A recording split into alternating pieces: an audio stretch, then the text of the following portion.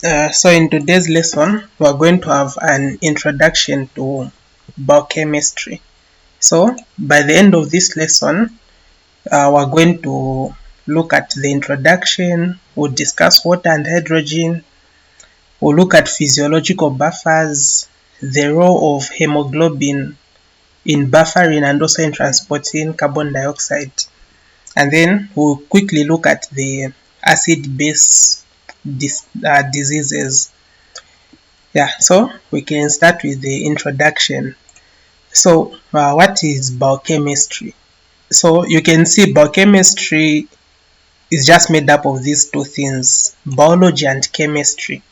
So, this is the study of biological.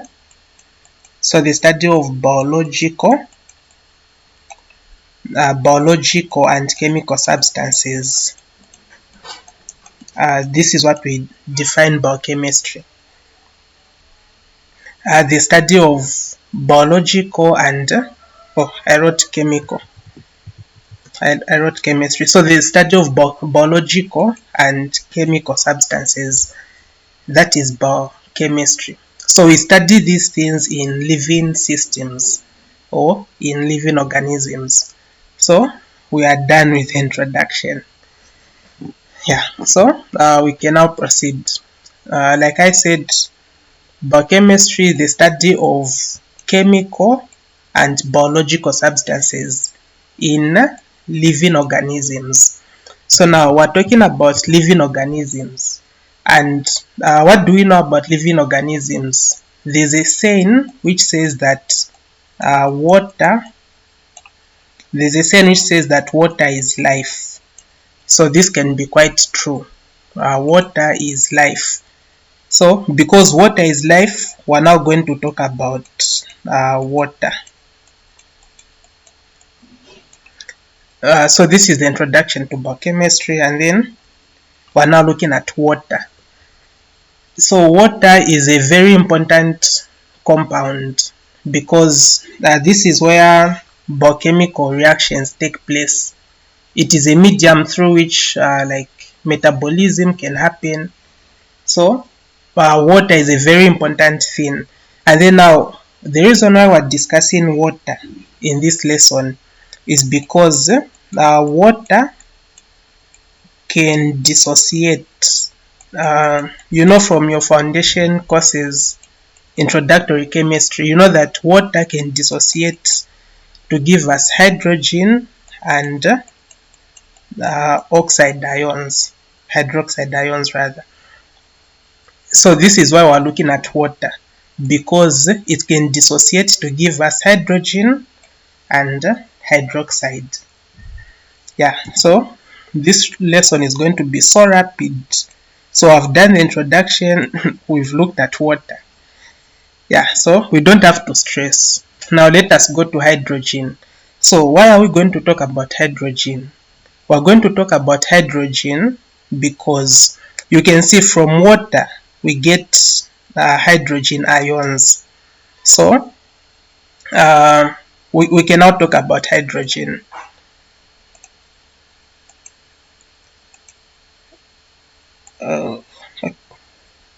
So now let's jump to hydrogen.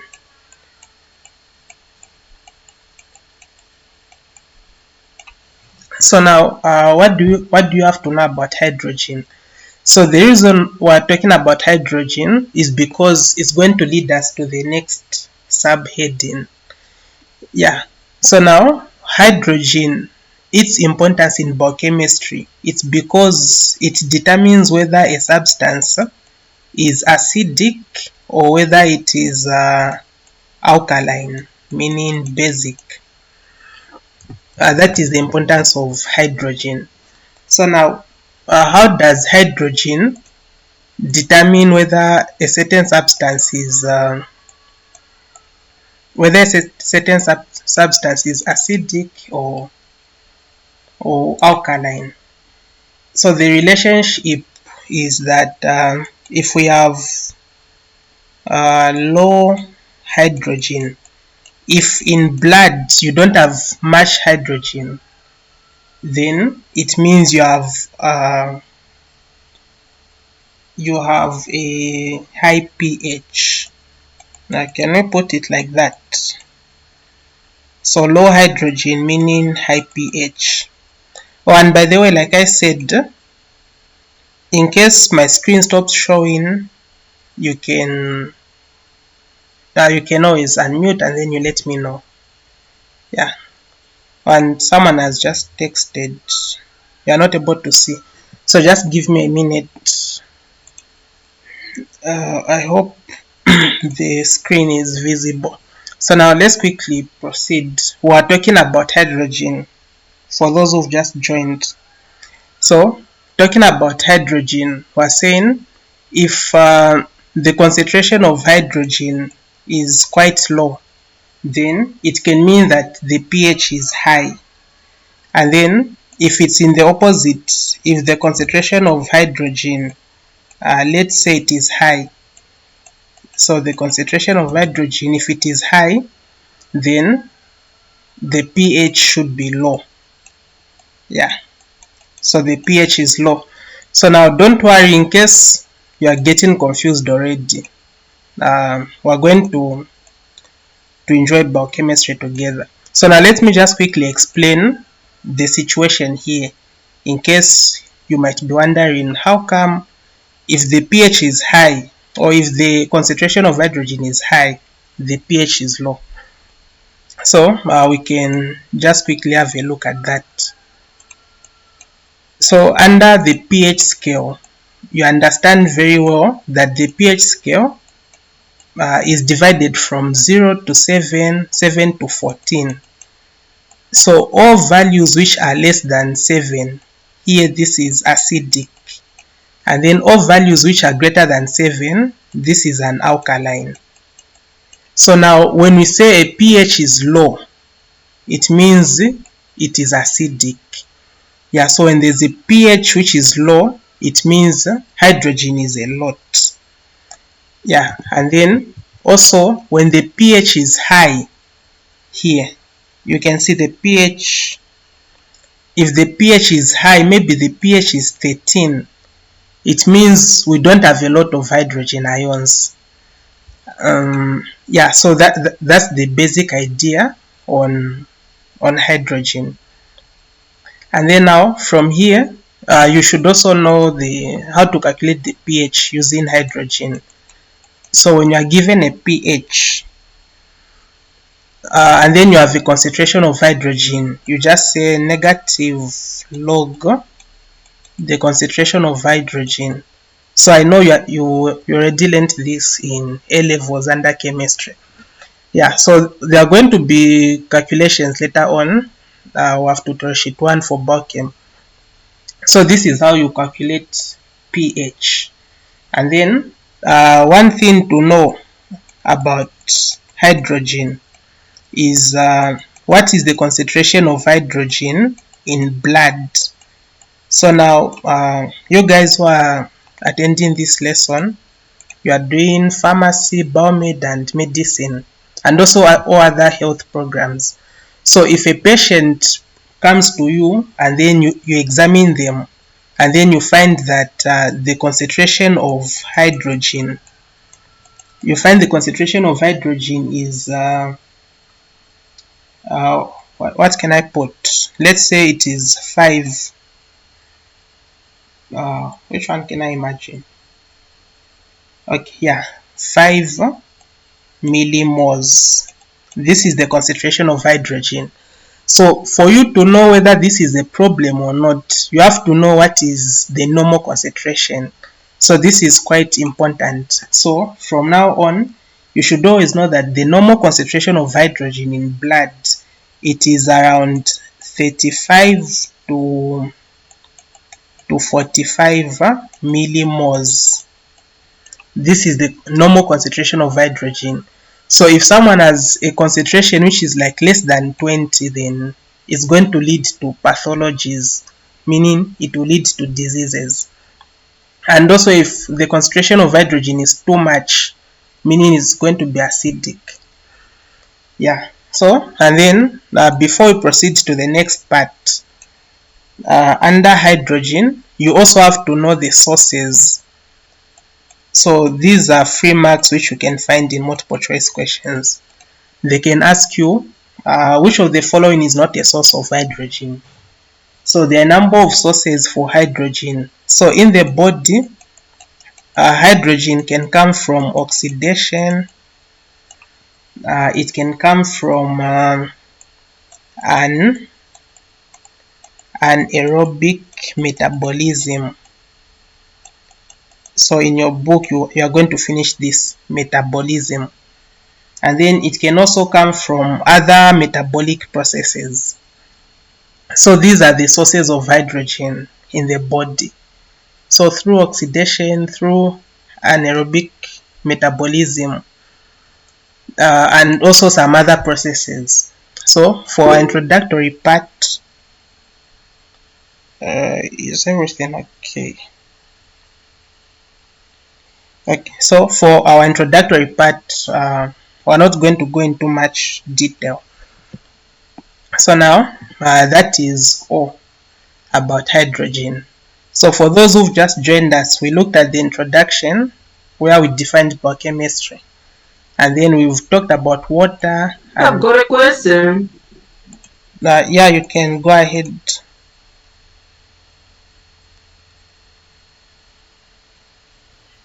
Yeah, so my question is on the sources of sources of hydrogen. Where we talked of oxidation. Now, what are we oxidizing? Okay. You just said oxidation. Okay.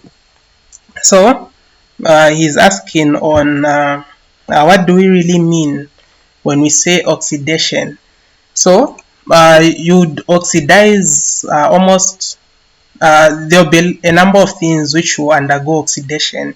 So for example, let's say we have uh, we can say reduced. So this is the symbol for hemoglobin. So hemoglobin looks like this when you write it in symbols. So hemoglobin HB, and then in the blood, or I can say in the body, we have what is called HHB. This is called reduced hemoglobin. So now reduced hemoglobin can undergo reduction. So from introductory chemistry, you remember redox reactions, where we have oxidation and reduction. So now, if reduced hemoglobin undergoes reduction, it means we're just going to remain with hemoglobin and we'll remain with hydrogen ions. So, answering the question to someone who asked, what are we oxidizing? So, in this case, we are oxidizing hemoglobin. So remember, oxidation, we can also define it as the loss of hydrogen ions. So oxidation has a number of definitions. The increase in oxidation number, the increase in oxygen, or the reduction in hydrogen. Yeah. So to answer your question in summary, in this case, we're oxidizing reduced hemoglobin. Yeah. So here I just wrote oxidation because there will be a lot of oxidations, like oxidation of fatty acids, oxidation of something. Yeah, so there will be a number of things, some of which will come across ahead. Yeah, so that's on hydrogen. Yeah, so we've looked at the introduction, water, and hydrogen. So for those who've just joined, in case you have a question, you can feel free to go ahead.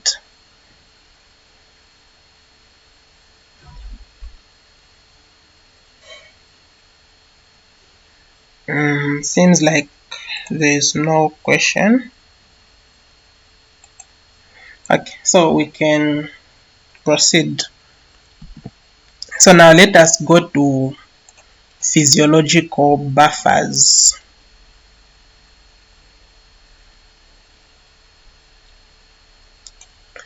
Okay, so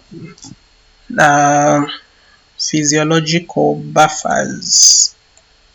I'm just going to write buffers.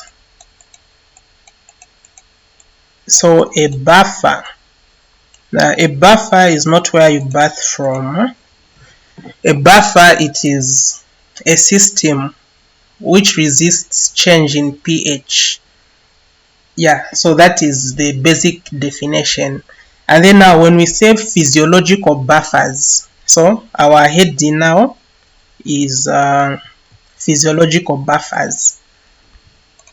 So here meaning, what are the systems that will resist change in pH under normal physiologic conditions?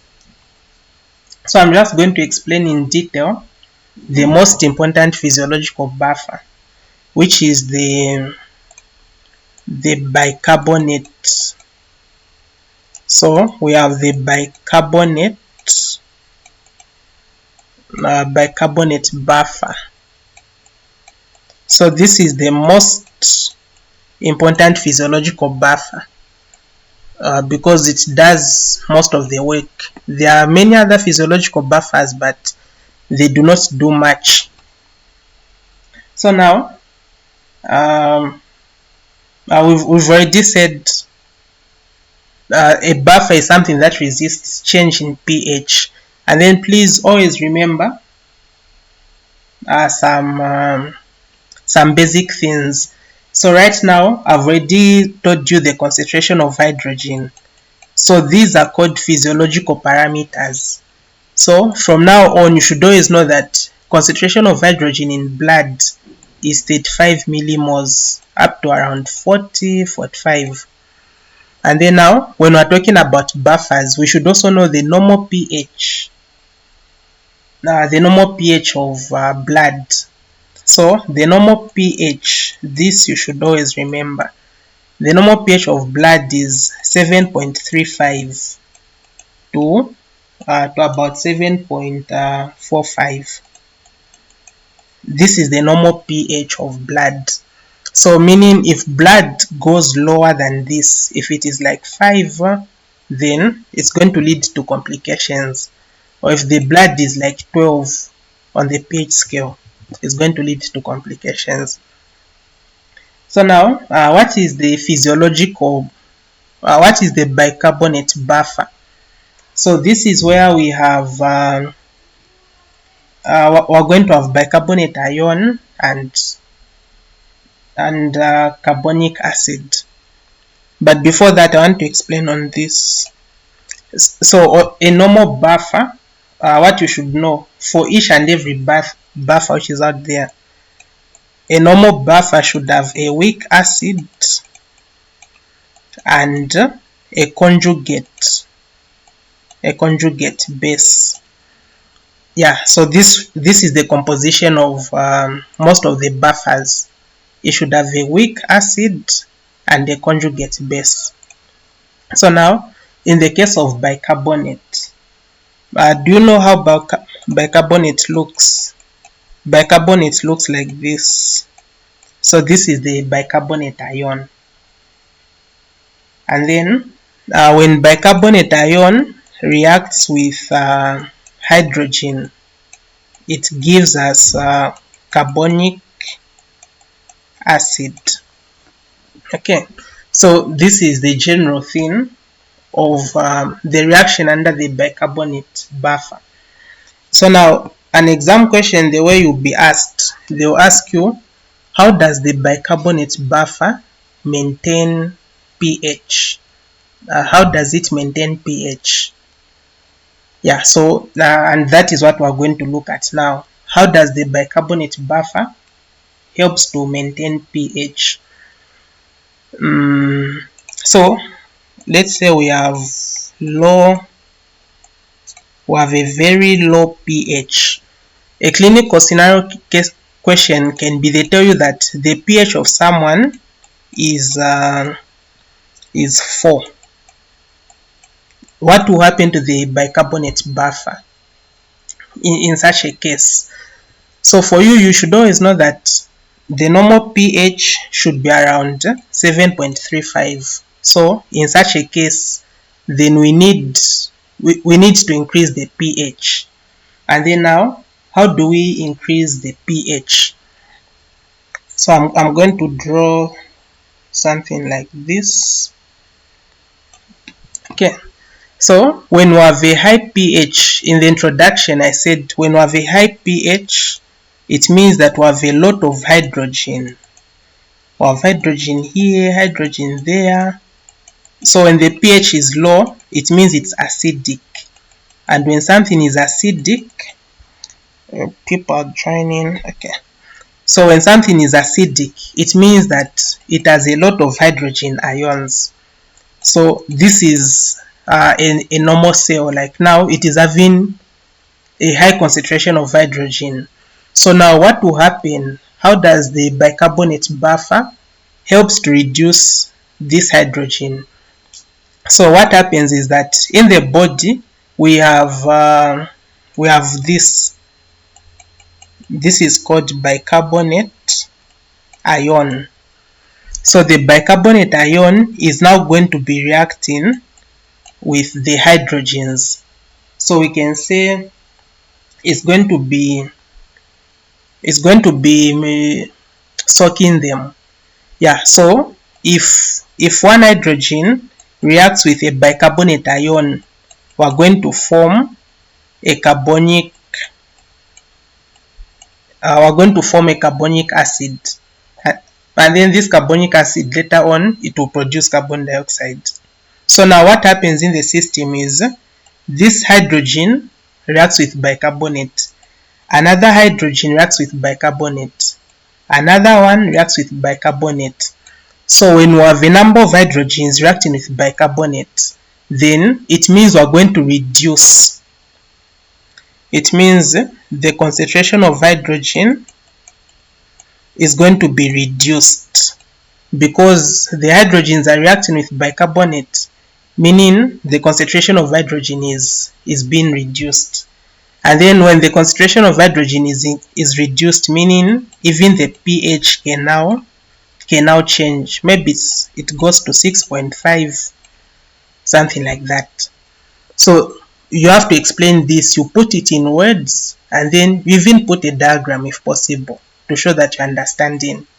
So, but I'm not sure if you're understanding. If you have a question, you can ask.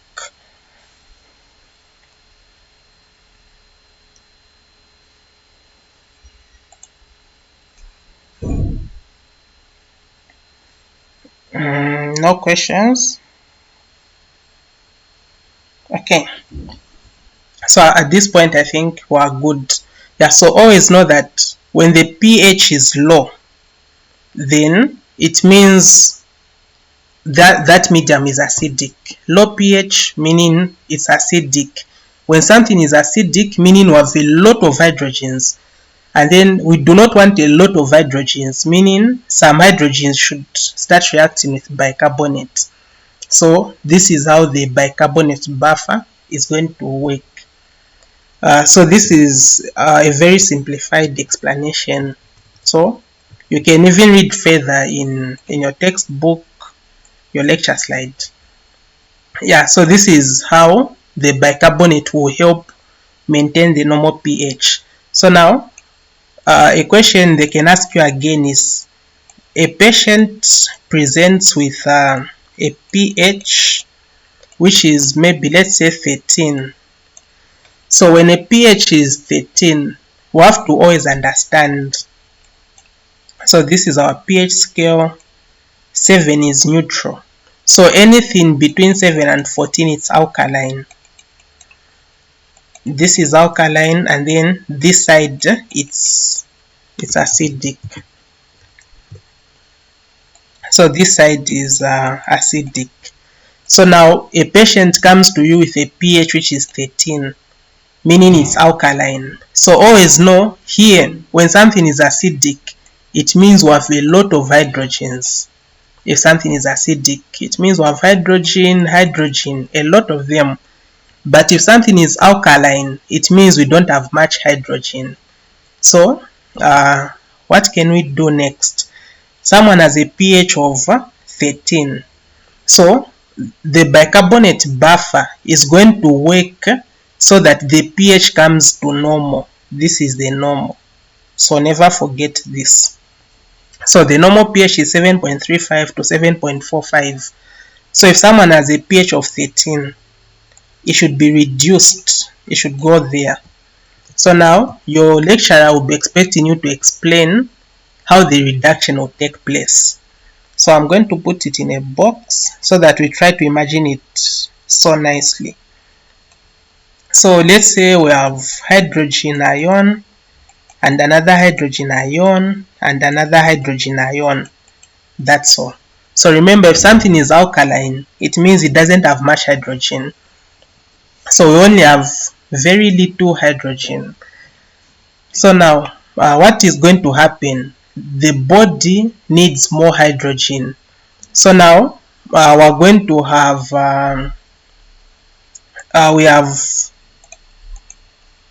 we have carbonic acid here.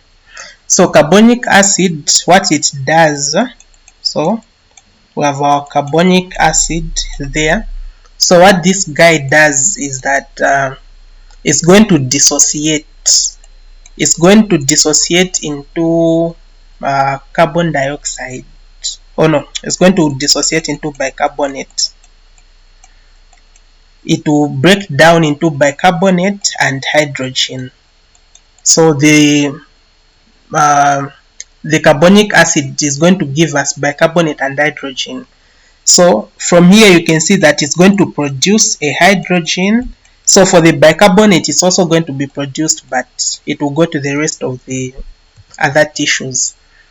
So if we have another acid, it's going to dissociate to give us hydrogen. If I have another bicarbonate, it's going to dissociate to give us hydrogen. Yeah, so this is how the bicarbonate system will work. So when we're having a lot of hydrogens, if the number of hydrogen ions start increasing, hydrogen, if it starts increasing, then it means that something is becoming acidic. So like I said here, if we have a lot of hydrogen, then the pH is becoming low. So now this is what even happens here. So if we have a lot of hydrogens, it means the pH can change from 13, maybe it goes to 8, or maybe it goes to 7.2, so that at least it's normal. So this is how the bicarbonate buffer is going to work. Are there any questions at this point, or we're good? I have a question. Okay. Um, you said the bicarbonate acid has to dissociate. So does it just dissociate on its own, or there is something that makes it to dissociate? Okay. So the bicarbonate, so there's an enzyme which is called carbonic anhydrase. So some enzymes are the ones which are going to be responsible for ensuring that the dissociation takes place.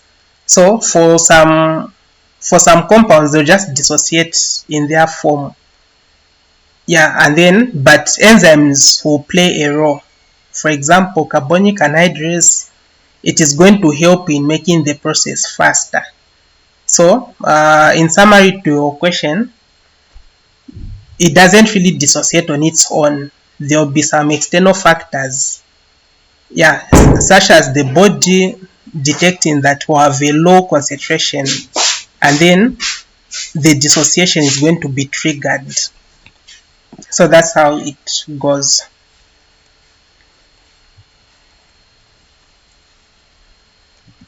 Okay, so in case you get to have any other question, now you can always unmute and then you let me know.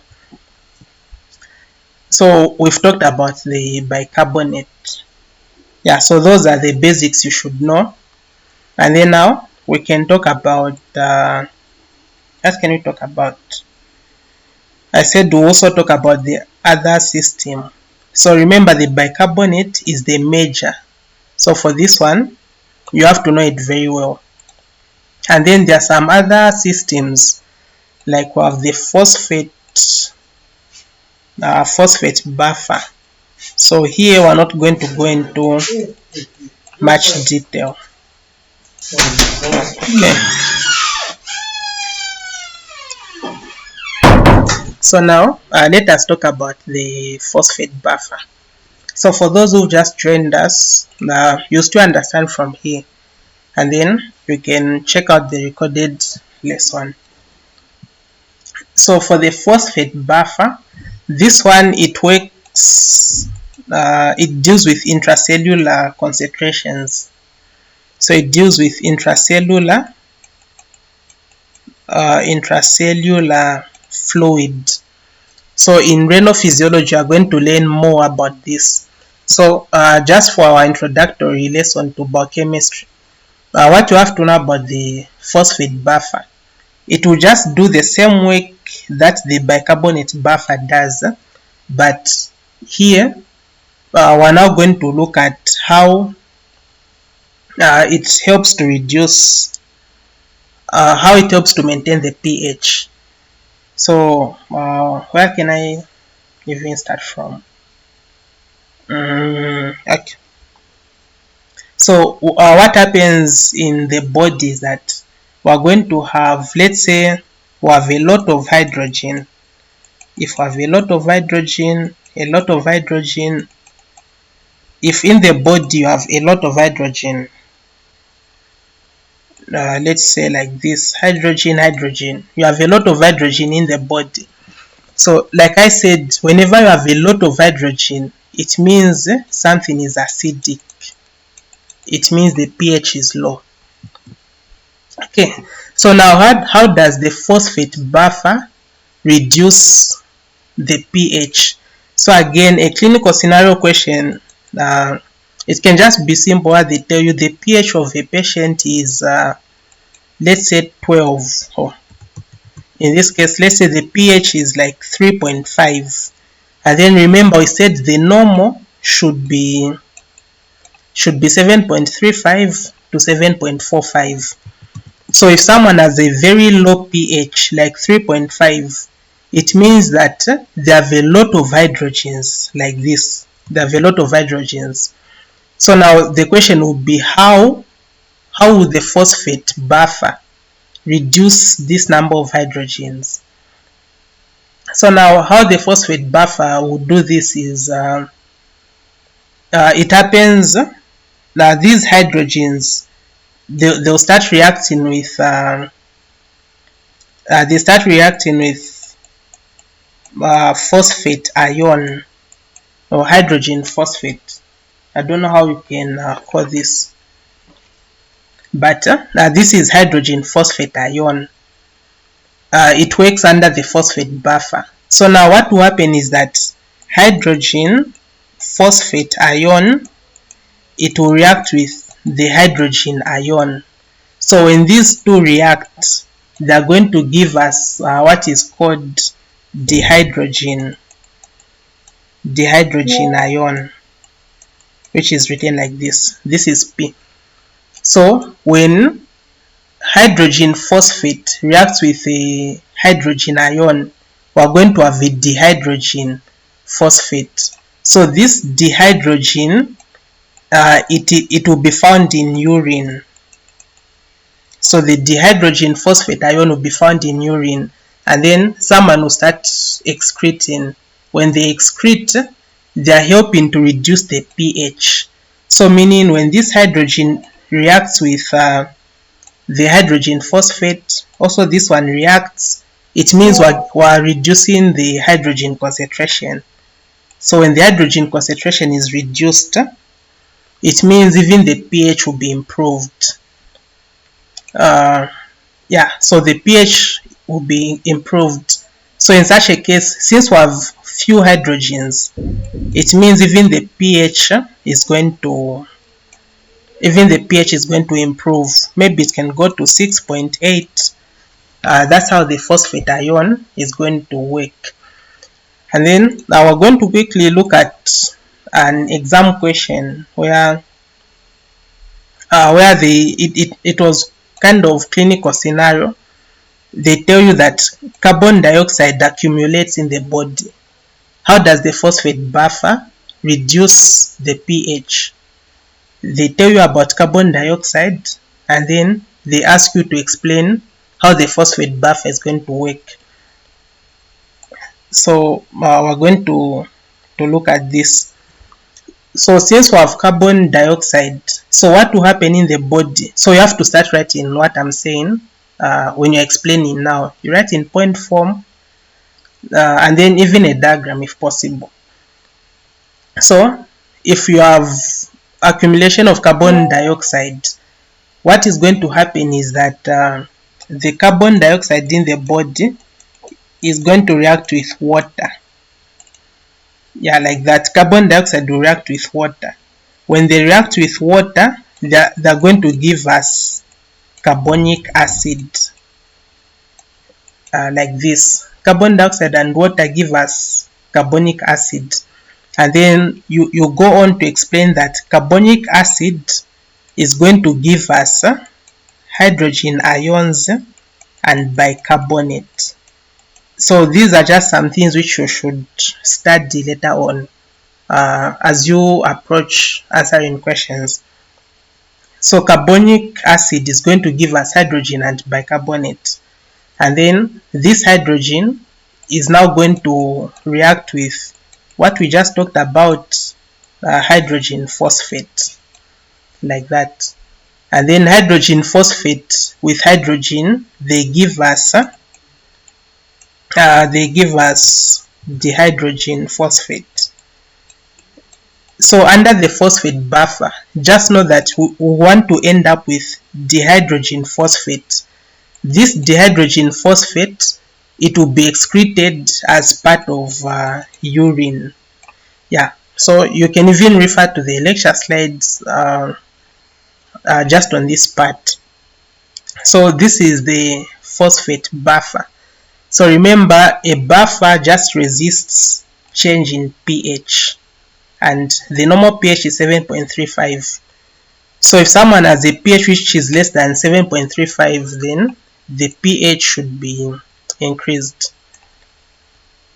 So for those who've just joined us, you found us talking about the physiological buffers. So the most important is the bicarbonate buffer, which we talked about. So you should check out the recorded lesson on what we've talked about. And then now, moving forward, let us talk about the role of hemoglobin. So this is a potential essay question. They'll just tell you to explain what is the role of hemoglobin in transporting carbon dioxide and also in transporting, also in buffering. So we'll look at the role of carbon dioxide, the role of hemoglobin rather. So let us go to the role of hemoglobin. So remember, hemoglobin, the symbol is just Hb. So what is the role of hemoglobin? So here we're going to have a tissue.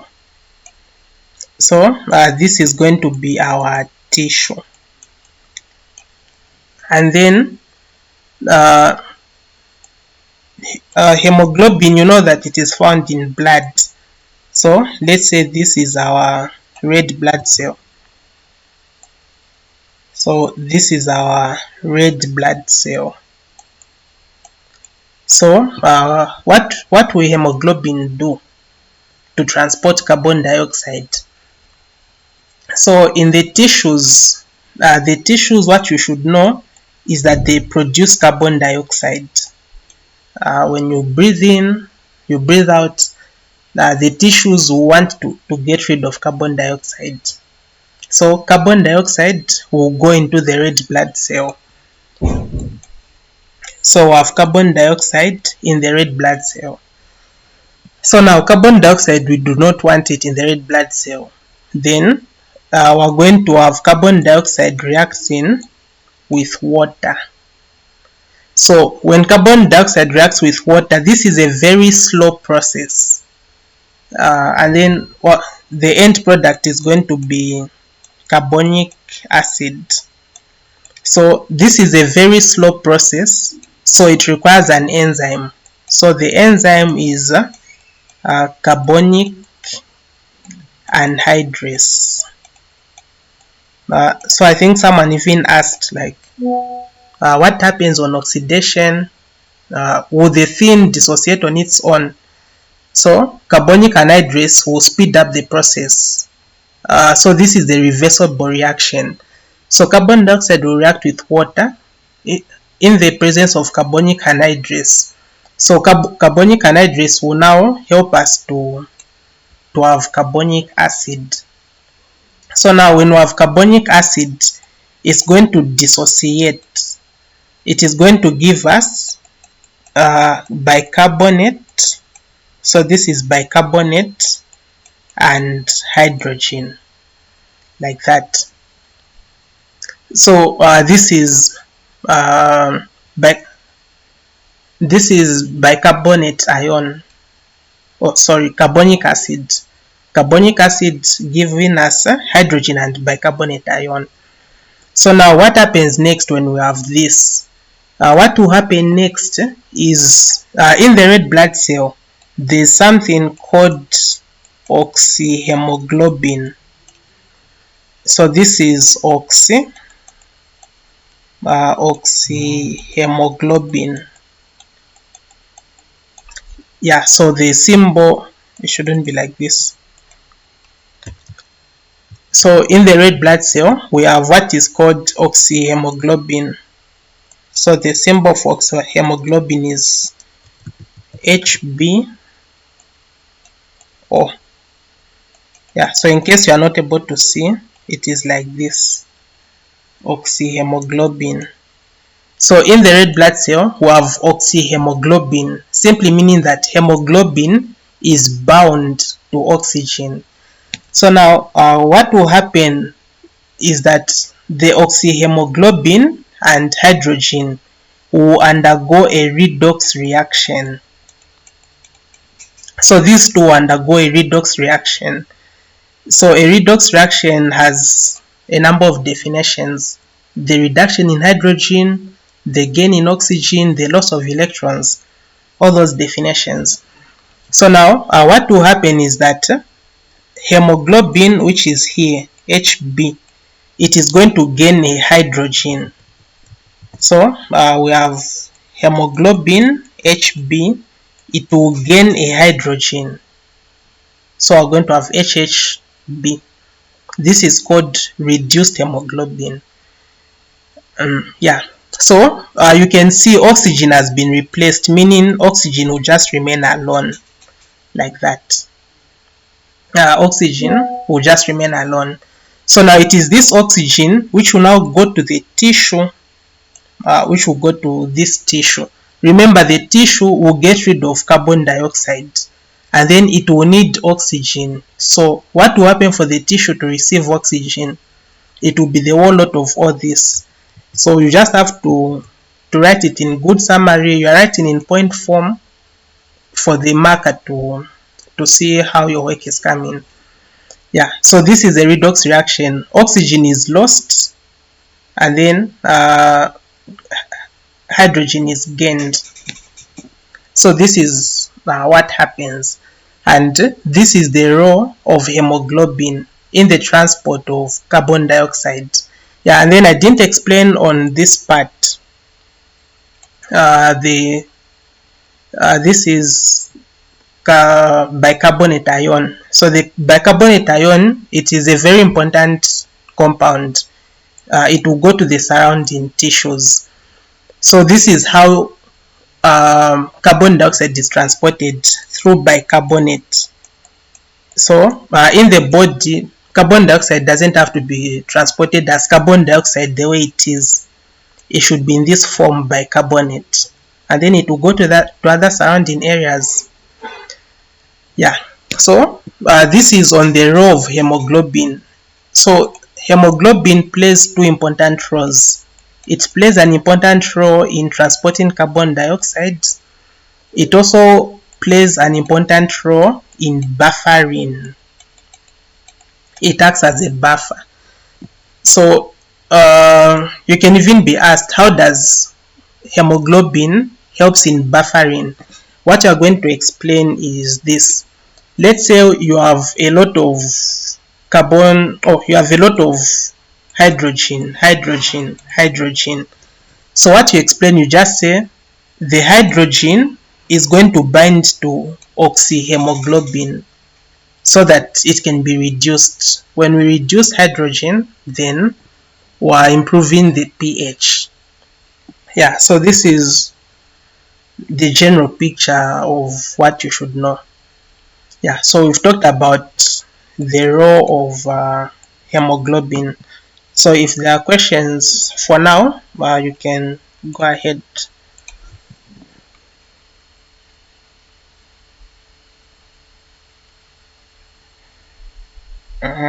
Seems like we're okay. Okay, so again, in case you have a question later on, you can always let us know. We go through together. So, and then let's quickly conclude. What are we remaining with? Acid-based diseases. Okay. So here I'm not going to go into much detail. We're going to summarize and then we can call it a day. So what are the diseases which undergo or which involve acids and bases? So this is actually the reason why we are looking at the buffer. So sometimes the buffers cannot work. Maybe you don't.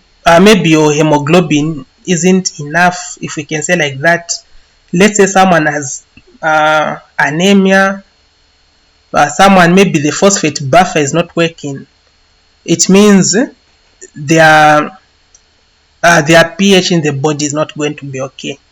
So now, if your pH is disturbed and it's prolonged, then there are going to be some complications.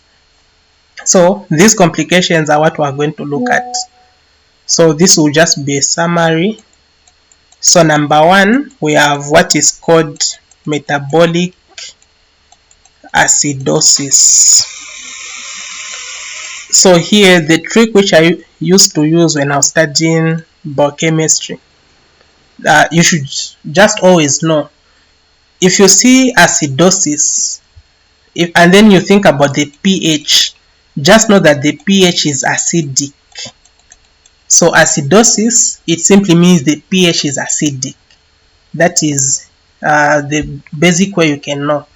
And then the examiner will not ask you a simple question. They'll just tell you that if someone has a high concentration of hydrogen, what is the possible disease, maybe, for example. So for you, if they say something is acidosis, and then they can also give you alkalosis. So whenever you see that something is acidic, it deals with acidosis. Yeah, that is a very simple thing to take note of. And then always know, when you have a lot of hydrogen, then something is acidic. If you have a lot of hydrogen, it means that we have an acid. Yeah, always know this. So meaning the pH will be low. High hydrogen, meaning something is acidic and the pH is going to be low. When the pH is low, meaning it is like 2. If the pH is 4, this is acidic. Okay, so now let's quickly run to metabolic acidosis. So how do you define metabolic acidosis? So you just say this is a low blood pH, meaning it is acidic. So metabolic acidosis is when we have a low blood pH. And then you should also be able to say the cause. What causes metabolic acidosis? You should be able to say, okay, metabolic acidosis, it is caused by a decrease in bicarbonate. So if you do not have enough bicarbonate in your body, then you can have metabolic acidosis, meaning your pH will be very low. Instead of being 7.35, your pH is like 5.27. This is indicative of metabolic acidosis. And then there are some other causes which will lead to metabolic acidosis. We have diarrhea. I've forgotten the spelling. Okay, just not diarrhea. We have lactic acidosis. If someone is undergoing anaerobic respiration, meaning you are producing lactic acid, then your pH is going to be low, and it will lead to metabolic acidosis. And then some other things are like chronic. We have chronic renal failure. So chronic renal failure, renal deals with the kidneys. You are going to learn renal physiology. So if your kidneys are not working okay, then you are not going to be your urine is not going to be having enough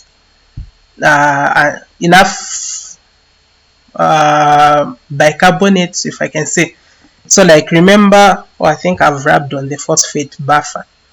But if your kidneys are not working well, then it will lead to your body's condition being acidic in terms of the blood. So chronic renal failure, chronic meaning that it will be a very slow condition. So these are some of the things which will cause metabolic acidosis. And then when you're answering, you also have to talk about the clinical effects. So clinical effects, these are just like signs and symptoms which you can see. Maybe if someone comes to the clinic, to the hospital, what will be some of the things you are going to see in metabolic acidosis? So you are going to see something like hyperventilation. If someone is taking rapid breaths, it can be pointing to metabolic acidosis. Yeah, and then there are other things like hyperkalemia. So hyperkalemia simply means potassium in the body, it is high. So you already learned in physiology, the body fluid compartments. What is the concentration of sodium in ICF and ECF? So if we have too much potassium, then that is hyperkalemia, and it can even be a sign of metabolic acidosis. And then we can have other things like coma. If it becomes too severe, someone can faint. Yeah, coma, and ultimately it can even lead to death. So these are the clinical effects of metabolic acidosis. So now we can look at another complication which can come in if your physiological buffers are not working well. So another one, it is metabolic alkalosis. So we have metabolic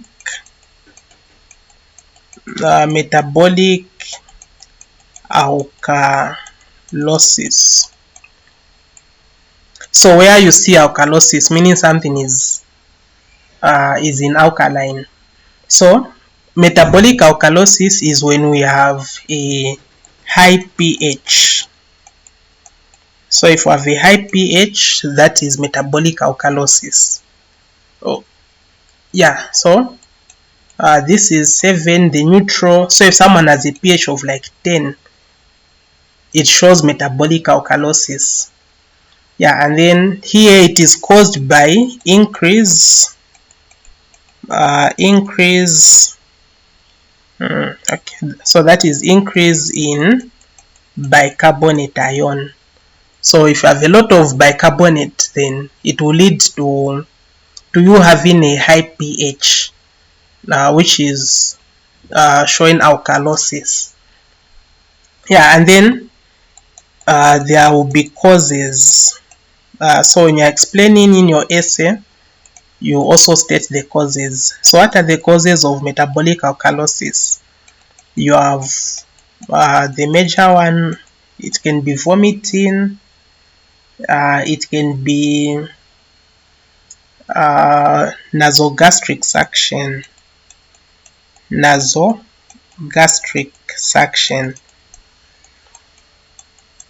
So this is suction. So nasogastric suction is just whereby they are sucking out something through the nose, and then they are getting contents from the stomach. So when you see gastric, it simply means the stomach.